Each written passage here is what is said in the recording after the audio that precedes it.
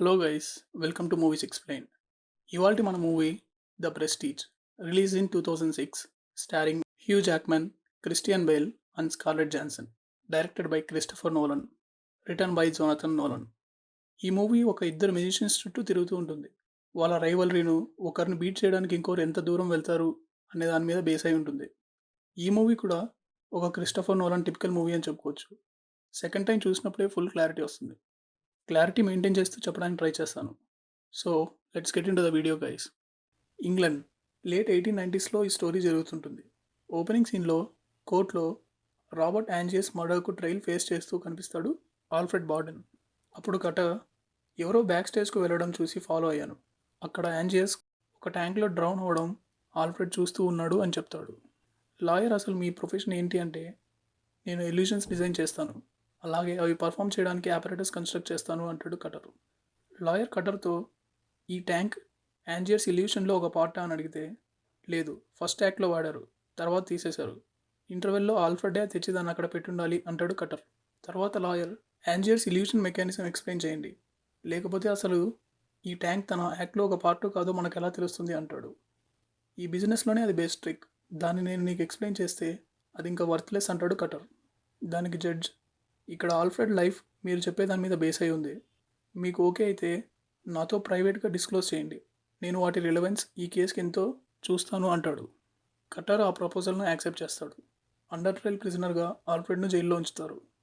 తర్వాత జైల్లో ఆల్ఫ్రెడ్ను కలవడానికి వస్తాడు ఓవెన్స్. తను ఒక లాయర్నని, లార్డ్ కాల్ఫోర్డ్ను రిప్రజెంట్ చేస్తూ వచ్చాను అంటాడు. కాల్ఫోర్డ్ ఒక హిస్టోరియన్, ఇంకా స్మాల్ టైమ్ మెజిషియన్ అని, నీ ట్రాన్స్పోర్టెడ్ మ్యాన్ ట్రిక్ కొనాలని ఇంట్రెస్ట్ చూపిస్తున్నాడు అని చెప్తాడు. దానికి ఆల్ఫ్రెడ్, అది నా లైఫ్స్ బెస్ట్ వర్క్, కుదరదు అంటాడు. నీ డాటర్ గురించి ఒకసారి ఆలోచించు, తను ఆర్ఫన్ అవుతుంది అంటే నా ఇంజనీర్ ఫ్యాలన్ చూసుకుంటాడు అంటాడు ఆల్ఫ్రెడ్. ఫ్యాలన్ పాస్ బాగాలేనందువల్ల నీ డాటర్ను తన దగ్గర ఉంచడానికి కోర్టు ఒప్పుకోదు అని చెప్తాడు ఓవెన్స్. ఇంకా కాల్ఫోర్డ్ నీ డాటర్ను అడాప్ట్ చేసుకుని తనకు మంచి లైఫ్ ఇస్తాడు అని చెప్తాడు. And as a sign of good faith నీకు యాంజియర్స్ డైరీ కూడా ఇవ్వమని చెప్పాడు అంటాడు. ఇందులో యాంజియర్ తన ట్రిక్ ఎలా చేశాడో కూడా ఉందని చెప్పి ఆ డైరీ ఇచ్చి వెళ్ళిపోతాడు ఓవెన్స్. ఇప్పటి వరకు మూవీలో ప్రజెంట్ డే అంటే ఈరోజు జరుగుతుంది చూపిస్తూ ఉంటారు, కానీ మూవీలో చాలా పార్ట్ ఫ్లాష్ బ్యాక్స్లో ఇంగ్లాండ్ ఇంకా కొలరాడో స్ప్రింగ్స్లో జరిగింది చూపిస్తారు. జైల్లో ఆల్ఫ్రెడ్ యాంజియర్స్ డైరీ చదవడంతో ఫ్లాష్ బ్యాక్ స్టార్ట్ అవుతుంది. Angier's the transported man trick తెలుసుకోవడానికి ఆల్ఫ్రెడ్ నోట్బుక్ను డీకోడ్ చేసుకుంటూ కొలరాడో స్ప్రింగ్స్కు ఒక ఇన్వెంటర్ నికోలా టెస్లాను కలవడానికి వెళ్తాడు. ఆ నోట్బుక్ను డీకోడ్ చేస్తూ తన డైరీ కూడా రాసుకుంటూ ఉంటాడు. కాలరాడో స్ప్రింగ్స్లో ఒక హోటల్లో దిగి ఆ నైట్ టెస్లాను మీట్ అవ్వడానికి తన ల్యాబ్ దగ్గరకు వెళ్తాడు. టెస్లాను మీట్ అవ్వాలి, ఒక మీటింగ్ అరేంజ్ చెయ్యి అని అడిగితే, impossible, I'm sorry, I can't help అంటాడు అసిస్టెంట్. టెస్లాను కలిసే వరకు నేను ఇక్కడే హోటల్లోనే ఉంటాను అంటూ వెళ్ళిపోతాడు యాంజియర్స్. తిరిగి హోటల్కి వచ్చాక ఆల్ఫ్రెడ్ నోట్బుక్ను చదువుతూ ఉంటాడు యాంజియర్స్. అందులో వాళ్ళిద్దరూ ఫస్ట్ టైం మీట్ అయింది రాసుంటుంది. ఇద్దరూ కట్టల దగ్గర పనిచేస్తూ ఉంటారు. క్రౌడ్లో ఉంటారు, కానీ వాళ్ళు కూడా షోలో ఒక పార్టే. పిలిచినప్పుడు స్టేజ్ మీదకి వచ్చి ఒక అమ్మాయి చేతులు కాళ్ళు కట్టేయాలి. ఆమెను వాటర్ ట్యాంక్లో పడేస్తే ఆమె ఆ రోప్స్ను విడిపించుకొని బయటకు వస్తుంది. ఆ పర్ఫార్మెన్స్ చేసే అమ్మాయి యాంజియర్స్ వైఫ్. షో అయ్యాక బ్యాక్ స్టేజ్లో అందరూ కలిసినప్పుడు, మనం ఏమైనా కొత్త యాక్ట్స్ ట్రై చేయాలి, ఏ మెజిషియన్కు అర్థం కాకూడదు అంటాడు ఆల్ఫ్రెడ్. అప్పుడు కటర్, రియల్ మ్యాజిక్ చూడాలి అంటే టెన్లీకు వెళ్ళండి, అక్కడ ఒక చైనా వాడి పర్ఫార్మెన్స్ చూడండి అంటాడు. ఆ పర్ఫార్మెన్స్ చూసి షాక్ అవుతాడు యాంజియర్స్. ఆల్ఫ్రెడ్ మాత్రం అంత ఎగ్జైట్ అవ్వడు. బయటకు వచ్చాక ఆల్ఫ్రెడ్ ఇంకా యాంజియర్స్ ఆ చైనావాడు కారు దగ్గరకు వెళ్ళడాన్ని చూస్తూ ఉంటారు. అప్పుడు ఆల్ఫ్రెడ్, వీడు ఇప్పుడు చేసేదే అసలైన పర్ఫార్మెన్స్, అందుకే వీడి మెథడ్ ఎవరూ కనిపెట్టట్లేదు అంటాడు. ఆ పర్ఫార్మెన్స్ కోసం లైఫ్ మొత్తం ఒక ఓల్డ్ అండ్ క్రిపుల్ పర్సన్గా యాక్ట్ చేస్తున్నాడు, total devotion towards his work అంటాడు ఆల్ఫ్రెడ్. ఒక షోలో సారాను కలుస్తాడు ఆల్ఫ్రెడ్. సారా నెఫ్యూకు ఒక ట్రిక్ చేసి చూపిస్తాడు. తర్వాత, నేను ఇంట్లోకి రావచ్చా అంటే, నిన్ను లోపలికి అలౌ చేయలేను, ల్యాండ్ లార్డ్ ఒప్పుకోడు అంటుంది సారా. అప్పుడు ఆల్ఫ్రెడ్ డోర్కున్న లాక్ను చూపించి, ఈ లాక్ నన్ను ఆపగలదా అంటే, I think so, I will see you again అంటుంది సారా. లోపలికి వెళ్ళి డోర్ క్లోజ్ చేయగానే ఆల్రెడీ లోపల ఉన్న ఆల్ఫ్రెడ్ని చూసి నవ్వుకుంటుంది సారా. వాళ్ళిద్దరూ ఒకరినొకరు ఇష్టపడుతుంటారు. మనకు ప్రజెంట్ డే ఇంకా ఫ్లాష్ బ్యాక్స్ను చూపిస్తూ ఉంటారు. ఇక ప్రజెంట్ డేలో జడ్జ్కు యాంజియో వాడిన మెషిన్‌ని చూపిస్తూ ఉంటాడు కటర్. దీన్ని నువ్వే బిల్డ్ చేసావా అని జడ్జి అడిగితే, లేదు, దీన్ని చేసింది ఒక మెజీషియన్ కాదు, ఒక విజర్డ్ అని. మెజీషియన్స్ ప్రిటెండ్ చేసేవి అతను నిజంగానే చేస్తాడు అంటాడు కటర్. ట్రయల్ తర్వాత ఈ మిషన్ ఏమవుతుంది అంటే, కాల్ఫోర్డ్ అనే వ్యక్తి దీన్ని కొనడానికి ముందుకొచ్చాడు అని చెప్తాడు జడ్జ్. కటర్ ఒక వాటర్ ట్యాంక్ని చూపిస్తూ, దీనికి ఒక ట్రిక్ లాక్ ఉండాలి, కానీ దాన్ని రియల్ లాక్తో స్విచ్ చేశారు అని చెప్తాడు. తర్వాత ఇంగ్లాండ్లో మళ్ళీ మనకు ఆ ఉమెన్ ఎస్కేపింగ్ పర్ఫార్మెన్స్ను చూపిస్తారు. ఆల్ఫ్రెడ్ వేసిన నాట్ను తీసుకోలేక ఆ వాటర్ ట్యాంక్లోనే చనిపోతుంది యాంజియర్స్ వైఫ్. ఆమె ఫ్యూనరల్కు అటెండ్ అయిన ఆల్ఫ్రెడ్తో, ఏ నాట్ వేసావు అని యాంజియర్స్ అడిగితే, I keep asking my self that, నాకు తెలియదు అంటూ అక్కడి నుంచి వెళ్ళిపోతాడు ఆల్ఫ్రెడ్. సారా ఇంటికి వచ్చాక అక్కడ ఫాలన్ ఇంకా ఆల్ఫ్రెడ్ ఉంటారు. సారాతో, ఫాలన్ నా ఇంజనీర్ అని అతన్ని పరిచయం చేసి, మనం షో స్టార్ట్ చేస్తున్నాం అంటాడు ఆల్ఫ్రెడ్. అప్పుడు సారా, వీఆర్ గోన్నా హ్యావ్ ఏ బేబీ అంటే, ఫాలన్తో కూడా షేర్ చేసుకోవాల్సింది అంటూ తనను హగ్ చేసుకుంటాడు ఆల్ఫ్రెడ్. తర్వాత సారాతో, ఐ లవ్ యూ అంటే, నాట్ టుడే, యూ డోంట్ అంటుంది సారా. కొన్ని రోజులు నీ లవ్ నిజం కాదు, today you don't mean it అంటుంది. ఈరోజు నువ్వు మ్యాజిక్తో ఎక్కువ లవ్లో ఉన్నావేమో అంటుంది. నాకు ఆ డిఫరెన్స్ తెలిసిపోతుంది, నిజంగా నువ్వు ఫీల్ అయ్యి చెప్పినప్పుడు ఇట్ రియలీ మీన్స్ సంథింగ్ అంటుంది సారా. ఆ night Alfred bullet catching trick perform చేస్తూ, ఎవరైనా డేరింగ్ పర్సన్ ఉంటే వచ్చి నన్ను షూట్ చేయండి అంటాడు. అక్కడికి మేకప్లో వచ్చిన యాంజియస్ ఆల్ఫ్రెడ్కు గన్ ఎయిమ్ చేసి, ఏ నాట్ టై చేసావు అంటే, ఐ డోంట్ నో అంటాడు ఆల్ఫ్రెడ్. అప్పుడు ఆల్ఫ్రెడ్ను షూట్ చేయబోతే ఫాల్కన్ యాంజియస్ను పక్కకు తోయడంతో బుల్లెట్ ఆల్ఫ్రెడ్ చేతికి తగిలి తన 2 ఫింగర్స్ పోతాయి. నా దగ్గరకు వచ్చి ఏ నాట్ వేశావు అని క్వశ్చన్ చేస్తే, నేను నిజమే చెప్పా అని నోట్బుక్లో ఆల్ఫ్రెడ్ రాసింది చదివి, వాడికి తెలియకుండా ఎలా ఉంటుంది అని ఇరిటేట్ అవుతాడు యాంజియస్. తర్వాత సారా ఆల్ఫ్రెడ్ చేతిని చూసి, ఇంజ్యూర్ అయిన ఫస్ట్ డే అంత సివియర్గా ఉంది, చాలా బ్లీడింగ్ అవుతుంది, డాక్టర్ దగ్గరకు వెళ్దామంటే, మనం డాక్టర్ని అఫోర్డ్ చేయలేమంటూ అరుస్తాడు ఆల్ఫ్రెడ్.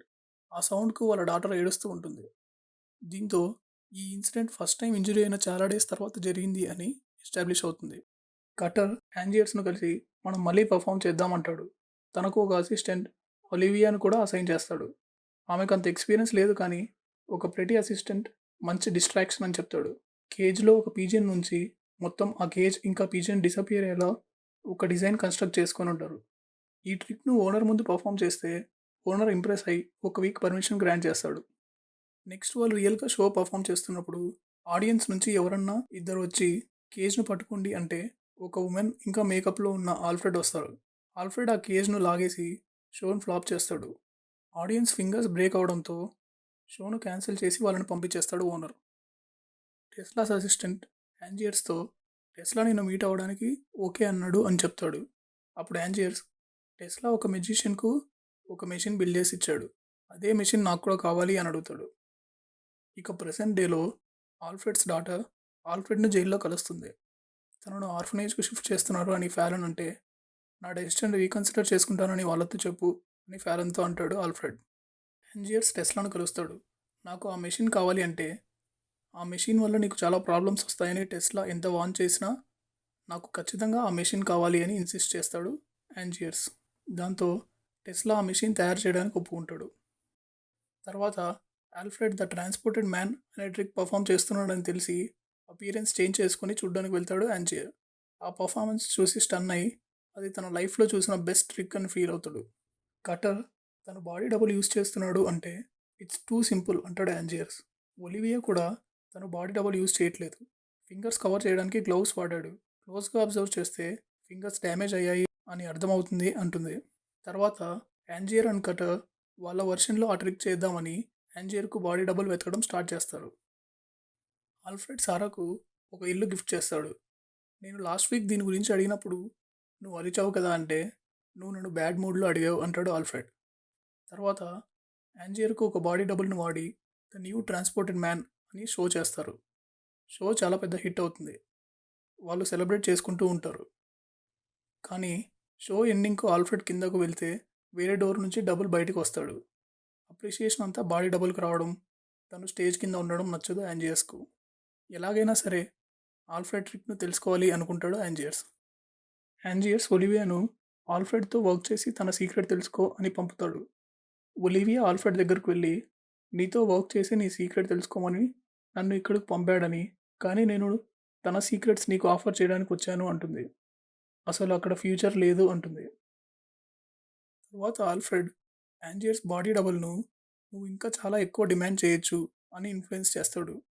పర్ఫార్మెన్స్ అప్పుడు యాంజియర్స్ ఒక డోర్ నుంచి కింద పడే టైంలో అక్కడ ఉన్న సపోర్ట్ను తీసేయడంతో యాంజియర్స్ కాలు విరుగుతుంది. ఇంకా ఆ షోలో బాడీ డబుల్ బయటికి రావాల్సిన టైంలో ఆల్ఫ్రెడ్ వచ్చి ఆ షోను చెడగొడతాడు. తర్వాత యాంజియర్స్ ఒలివియా దగ్గరకు వెళ్ళి నిలదీస్తే తను కటర్ చెప్పింది రైట్, వాళ్ళు కూడా బాడీ డబుల్ యూస్ చేస్తారు అని చెప్తుంది. వాళ్ళ డిస్గైజెస్ను నేను బ్యాక్ స్టేజ్లో చూశాను అంటుంది. ఇంకా ఆల్ఫ్రెడ్ నోట్బుక్ను యాంజియర్స్కి ఇస్తుంది. ఆ నైట్ ఆల్ఫ్రెడ్ పర్ఫార్మెన్స్ తర్వాత యాంజియర్ ఆల్ఫ్రెడ్ను ఫాలో అయితే ఫ్యాలన్ యాంజియర్స్ను ఫాలో అవుతాడు. యాంజియర్ ఇంకా కటర్ కలిసి ఫ్యాలన్ను ఒక కాఫిన్లో ట్రాప్ చేస్తారు. ఆ ట్రిక్ ఇవ్వకపోతే ఫ్యాలన్ చనిపోతాడు అని ఆల్ఫ్రెడ్ను బెదిరిస్తారు. దాంతో సీక్రెట్స్ అన్నీ ఆ నోట్బుక్లోనే ఉన్నాయని దాన్ని డిసైఫర్ కోడ్ ఇస్తాడు ఆల్ఫ్రెడ్.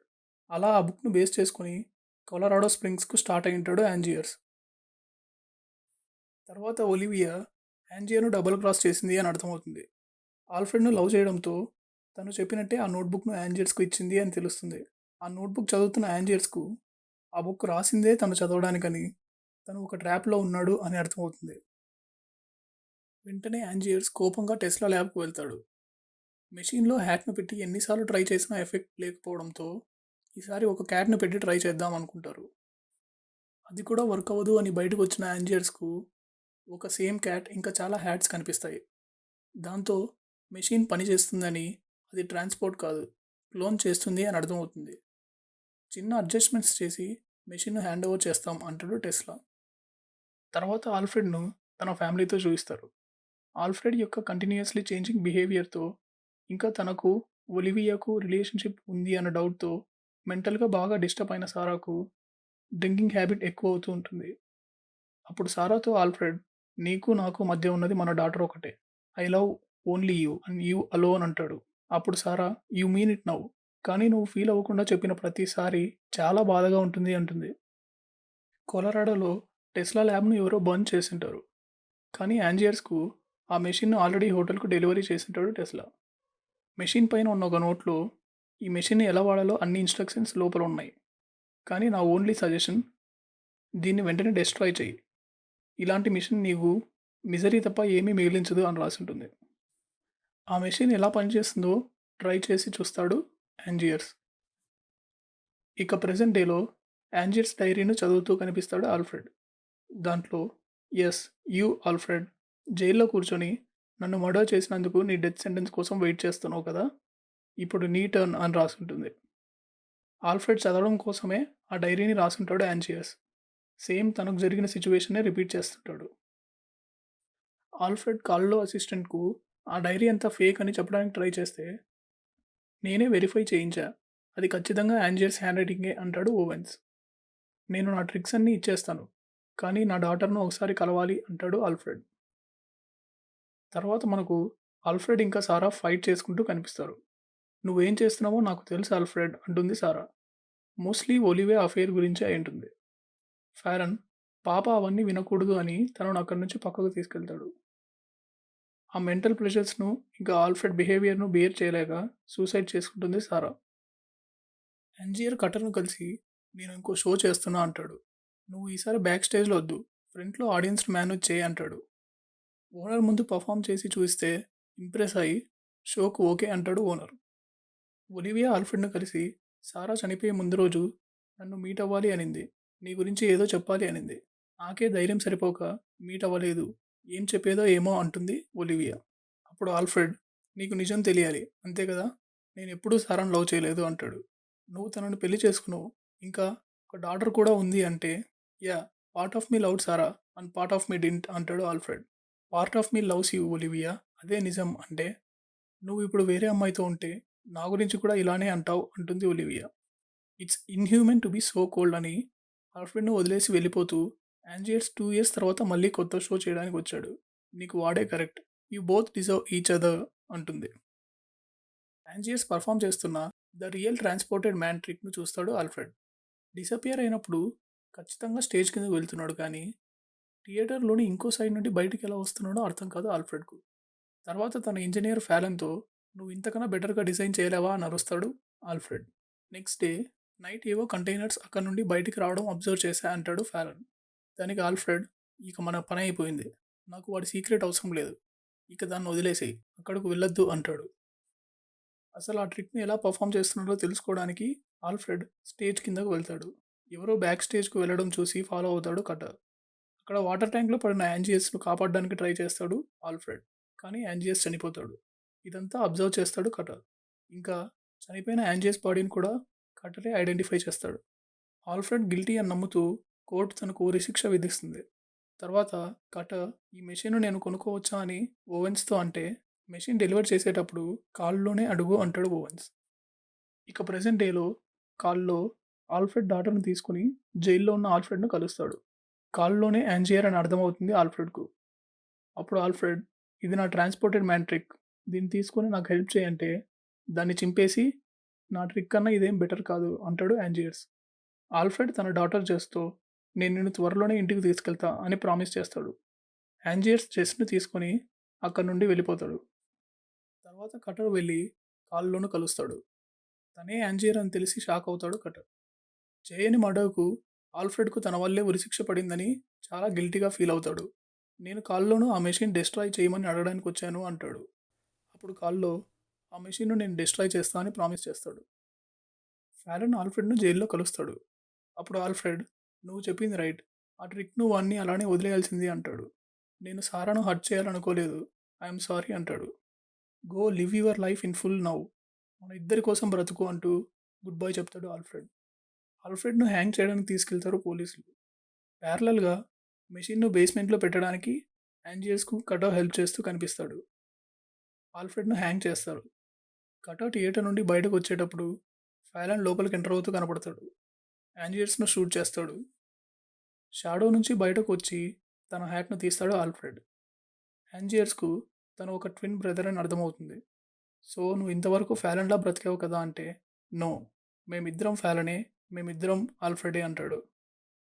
సో నువ్వు బాక్స్లోకి వెళ్ళేవాడివా లేదా బయటకు వచ్చేవాడివా అంటే, వి బోత్ టుక్ టర్న్స్ అంటాడు ఆల్ఫ్రెడ్. దానికి కట ఆల్రెడీ చెప్పాడు, కానీ నేనే అది చాలా సింపుల్ అండ్ ఈజీ అన్నాను అంటే, సింపుల్ అయిండొచ్చు కానీ ఇద్దరు మనుషులు ఒకే లైఫ్ షేర్ చేసుకోవడం ఈజీ కాదు అంటాడు ఆల్ఫ్రెడ్. మరి వాట్ అబౌట్ యువర్ వైఫ్ ఇంకా ఒలివియా అంటే, మేము ఒక్కొక్కరం ఒకరిని లవ్ చేశాం, నేను సారాను లవ్ చేశా, వాడు ఒలివియాని లవ్ చేశాడు అంటాడు. We lived half of a full life, అది మాకు సరిపోయింది కానీ వాళ్ళకు కాదు అంటాడు. So sacrifice is a price of a good trick Angiers, కానీ నీకు దాని గురించి ఏమీ తెలియదు అంటే, నేను కూడా సాక్రిఫైజెస్ చేశాను. ఆ మెషిన్ ప్రతిసారి ఒక క్లోన్ని చేస్తుంది అని, అప్పుడు నేను చనిపోయి ఒక క్లోన్ లాగా కంటిన్యూ అవుతాను, లేదా కొన్నిసార్లు ఆ క్లోన్ని చంపాను అంటాడు. అసలు నేనెవరు, ఆ వాటర్ ట్యాంక్లో పడిన వాన్నా లేదా బయటకు వచ్చిన క్లోన్నా అని తెలియకోకుండా ప్రతిసారి ఆ మెషిన్లోకి వెళ్ళడానికి చాలా కరేజ్ కావాలి అంటాడు. యాంజియర్స్ చనిపోతాడు. తన చేతిలో ఉన్న ల్యాంప్ కింద పడడంతో ఆ థియేటర్ మొత్తం బర్న్ అవుతుంది. ఆల్ఫ్రెడ్ వచ్చి కటర్తో ఉన్న తన డాటర్ను కలుసుకుంటాడు. ఆల్ఫ్రెడ్ థియేటర్ నుండి బయటకు వచ్చేటప్పుడు ఆ వాటర్ ట్యాంక్స్లో ఉన్న యాంజియస్ బాడీస్ కనపడతాయి. మోస్ట్లీ పర్ఫామ్ చేసిన ప్రతిసారి చనిపోయిన బాడీస్ను యాంజియర్స్ అక్కడ దాచి ఉంటాడు అని మనకు అర్థమవుతుంది. ఈ షాట్తో మూవీకి ఎండ్ కార్డ్ పడుతుంది. And that's the video guys. ఈ వీడియో మీకు నచ్చినట్టయితే please give it a thumbs up and channel subscribe చేసుకోవడం మర్చిపోకండి. ఇంకా మీ దగ్గర ఏమైనా మూవీ సజెషన్స్ ఉంటే కామెంట్ చేయండి. So see you again.